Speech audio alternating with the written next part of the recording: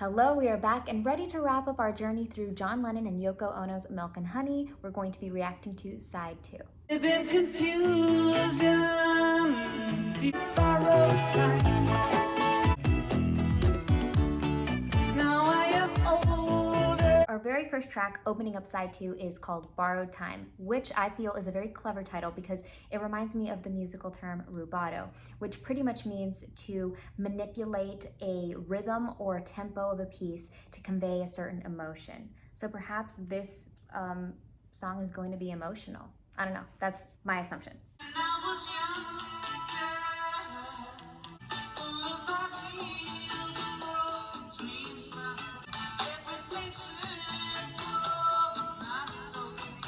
This sound is not at all what I had anticipated. I thought we were going to be receiving some really heavy, dark, and dense minor chords, some just melodrama all over the place. But that's not quite what this is. This is a little bit more complex and pretty much a collision of several different emotions. In the percussion, we are receiving this levity that's so beautiful and carried through the major chords to have this very light and bright backdrop. This levity pairs with the lyric, brings forward this reminiscent nostalgia that is so gentle to sit in and feels very soothing and comforting. However, if we take a closer look at this brilliantly written lyric that John has provided for us, he really displays the duality of being young and ignorant or innocent, right? There is this freedom that comes with a lack of knowledge. However, there's also a certain frustration that comes with the confusion that we've all been familiar with at one point or another since we've all been young at one point. And there is also a different freedom on the other end of things once you get older and you start realizing things and you learn more and you learn that there is so much to learn. That is a form of power that you don't have when you're younger. So you can reminisce with fondness of that time. However, you can't deny the harshness that existed as well. That's what I'm picking up on. maybe. All of this derived from the simple lyric of "full of ideals and broken dreams, my friend. When I was younger, everything's simple, but not so clear." Geniusly concise, but packing such a deep and profound message.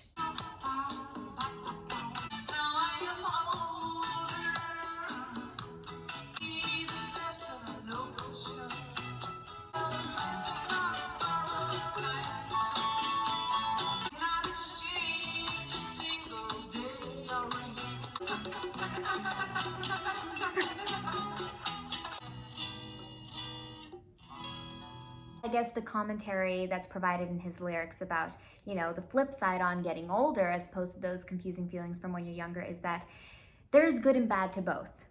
And the good thing about being older is that you can actually reminisce on the younger times as well. And there are certain things that do carry over from being younger. There's that certain confusion that will be ever present. You're never going to know everything. So there's just a lot to think about. At number 2, we have Your Hands.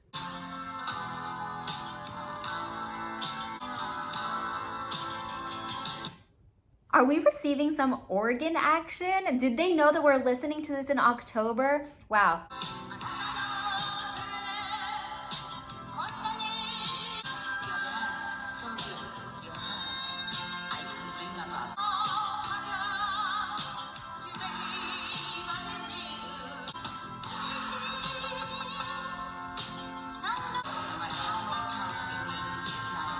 Back and forth column responds with herself of this operatic, very powerful delivery in the when she's singing in another language, and I can't understand, but it sounds so beautiful. It sounds like a really, really powerful and like perfect placement, but also within the mixing and track, it feels like it is tucked like into a few different layers, like it's subdued. However, when she flips to English, it feels a little more spoken, it feels more prominent in the track.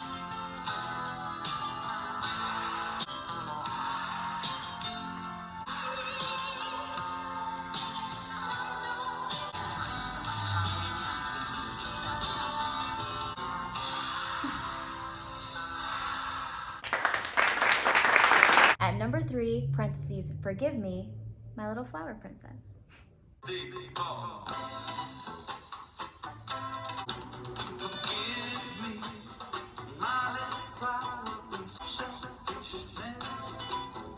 This is the perfect example of when we have this intersection of a really, really groovy and particular rhythm being brought to life by a very beautiful sounding and tropical sounding percussion. But then we also have John in the vocals. His vocal delivery is mimicking this percussive. It feels very pulsated. It's like, and then there's also a vocal effect in the mixing and editing. It feels like there's this filter that's placed over it to really emphasize that percussive feel.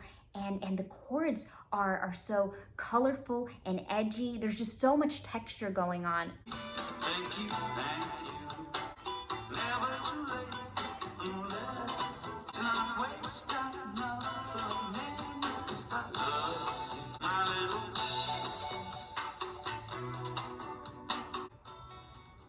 I love the steadiness of the acoustic approach in one of the guitars. Very, very delightful. Número 4, Let Me Count the Ways.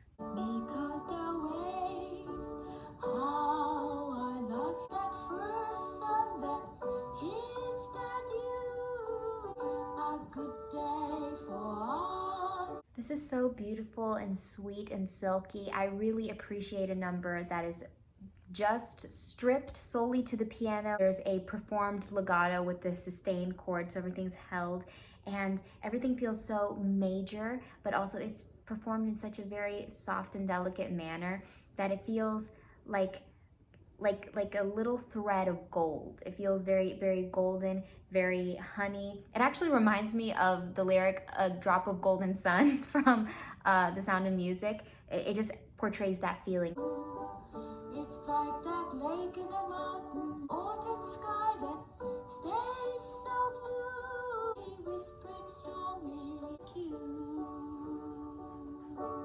The sweetest, most gentle, precious lullaby or music box feeling that's given. And it's so interesting how something that could be so overwhelmingly major and so many attributing positive factors that went into play all lead to a sort of lump in the throat, melancholic feeling. It's not necessarily sad and devastating, but you know, it does tug at the heartstrings a bit in a way that a sad song would. I can't quite explain why that is. At number 5 and second to last, we have Grow Old With Me.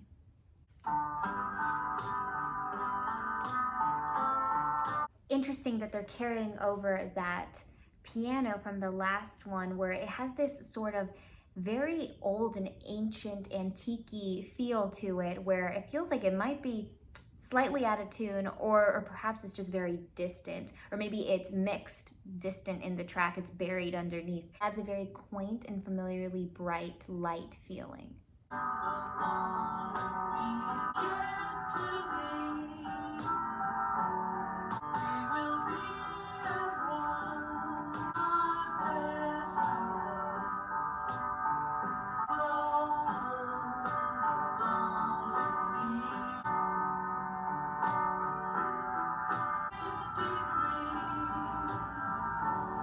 We see this chord progression reappear quite a few times in this piece, being really the driving force of the way that this sounds melodically. We have that chord that transfers over from the major to the minor, acting as the catalyst, shooting us into a slightly different feeling. And then we are shot forward once we get that 7th at the end of the phrase there, and then we're brought back around like this continual, never-ending cycle. But there is so much beauty laced within every single chord, even all the major chords. So overwhelmingly bright, but beautifully somber at the same time, and it's heavy.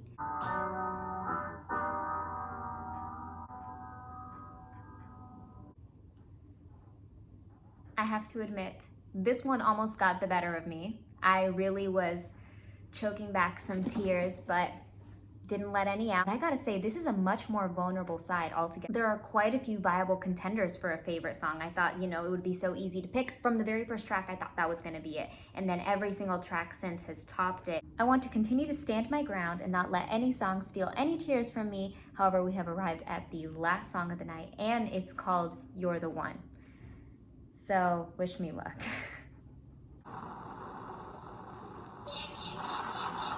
I like the scratchy, windy intro.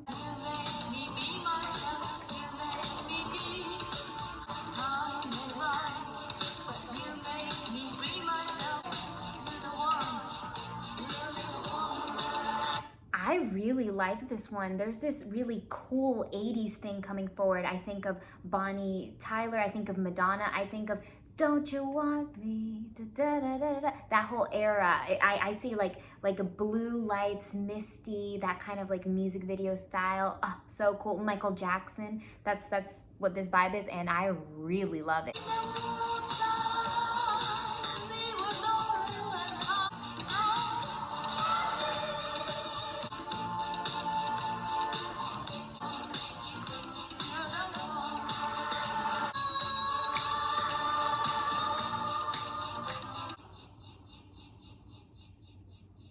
That was a nice way to come full circle on the song itself, starting the way it ended with that little like windy, raspy, crackling sound trailing out.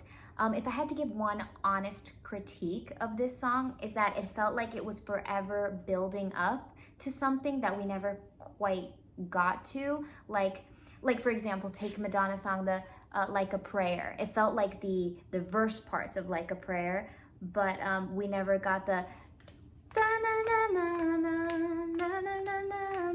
it left some contrast to be desired, maybe just some explosive, a little bit of major, a little more major thrown into there. I'm not going to ignore what already was, but just a little bit more of a duality needed to be present for me to like stamp like A+++. Now, is this a song that I'm going to revisit and listen to all the time? Of course, I love it. I'm just saying it just left that little bit, because I just have conflicting feelings about that ever-present song that just feels like it's building, leading to somewhere and ends up going nowhere. Sometimes those are my very favorite songs, and then sometimes those songs frustrate me, or sometimes I have an experience like this where I just really fully enjoy it, but there's just that one little thing missing. It's like when you're eating a dessert and there's just that one little ingredient that you want to add to it. But I will not let it escape me that I have really gotten to fall in love with Yoko Ono's sound and watched her blossom, really. I think it was about last year that we listened to Double Fantasy, or an album that they had together, and you know, whenever it got to her songs, I had to like reset my expectations, and it was this constant ping pong match where I was like, okay, it's John Lennon's turn, now it's Yoko's turn. Brace myself for impact. And you know, and I would always end up being, you know, a little bit impressed because my expectations were just dropped so low. And that also was fueled by comments that I had heard in the past, and you know, media frenzy and all this stuff. But I've really gotten to fully and unironically, wholeheartedly enjoy a lot of her songs, not just on this side, primarily on this side, but also on side one as well. But as a whole, with John's tracks included as well, I deem this the superior side. At least it's the side for me. Which Milk and Honey side is the side for you? Side one or side two? And which is your favorite track? It doesn't matter which side it's on. It could be on the last one or this one. Give it up for our remarkable Spooktober heroes. I love you guys with every fiber of my being, every ounce of my soul, every drop of spirit that's in me. You make such a positive impact in this world, and I'm just lucky to be one of the people who gets so positively impacted by you. Thank you, Marissa Martinez.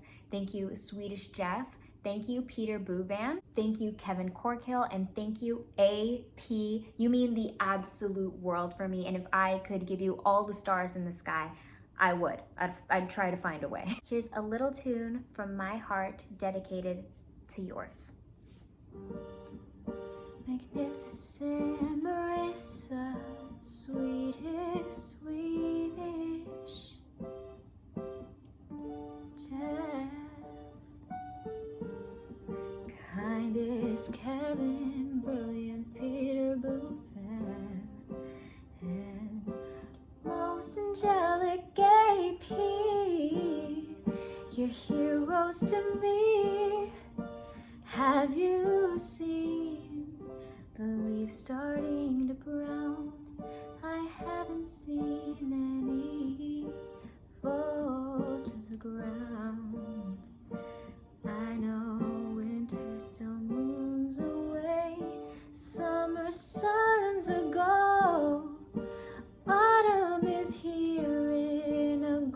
golden glow.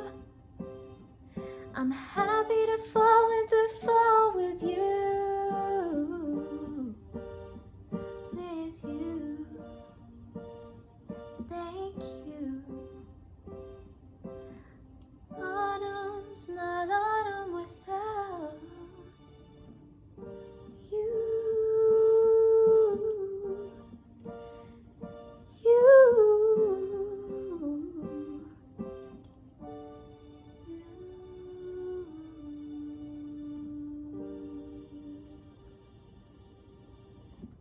I love you guys so very much. Thank you for tuning into our Spooktober October Spectacular Marathon. I'll see you tomorrow, hopefully. And until then, I hope you take it easy.